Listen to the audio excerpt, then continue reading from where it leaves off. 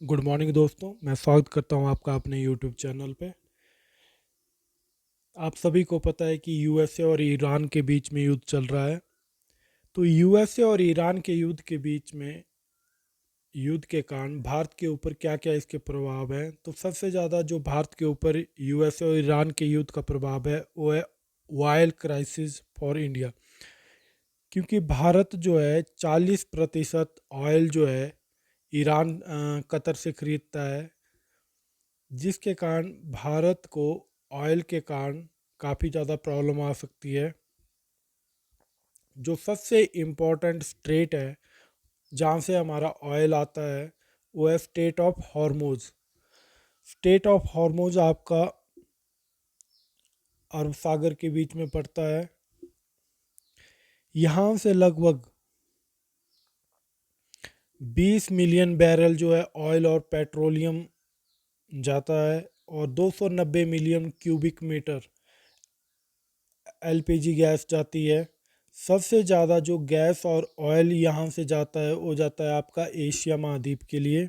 लगभग 80% गैस और ऑयल जो है एशिया महाद्वीप के लिए यहाँ से आता है और 20% जो है गैस और ऑयल जो है यूरोप के लिए ही इसी स्टेट से होके गुजरता है। तो इस स्टेट के ऊपर ईरान ने कंट्रोल कर रखा हुआ है। वो बोल रहा है कि कोई भी ऑयल या गैस का जो जहाज़ है उसको डुबो देंगे। ठीक है, परंतु भारत को उन्होंने थोड़ा सा रिलैक्सेशन दिया है कि कुछ जहाज वहाँ से होके आ रहे हैं।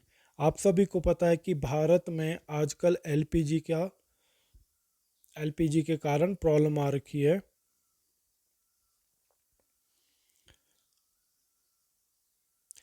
जो हॉर्मोज जलडमरू है या हॉर्मोज स्ट्रेट है वो आपके ईरान और दक्षिण ओमान और सऊदी अरब के बीच में स्थित है। तो क्वेश्चन यहाँ से ये बनता है कि जो हॉर्मोज जलडमरू है वो कितने देशों के बीच में है। तो ये आपका ईरान, ओमान और यूएई के बीच में। ये जो है फारस की खाड़ी को और ओमान की खाड़ी को अरब सागर से जोड़ता है। ठीक है, जो लगभग 33 किलोमीटर चौड़ा है।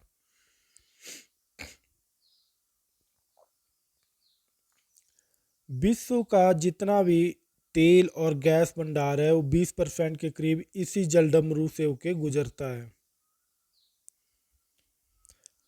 अभी रिसेंटली जो है 600 जहाज यहाँ पे फंसे हुए हैं।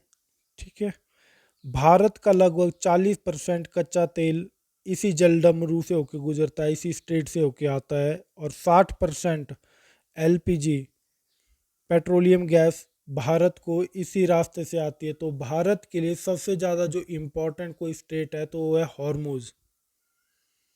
अभी आप सभी को पता है कि जब रूस और यूक्रेन का युद्ध हुआ था तो तेल की कीमतें $125 प्रति बैरल पहुंच गई थी, परंतु अभी तक जो है ईरान और यूएसए के युद्ध के कारण जो है $100 प्रति बैरल जो है आपका ऑयल पहुंच चुका है।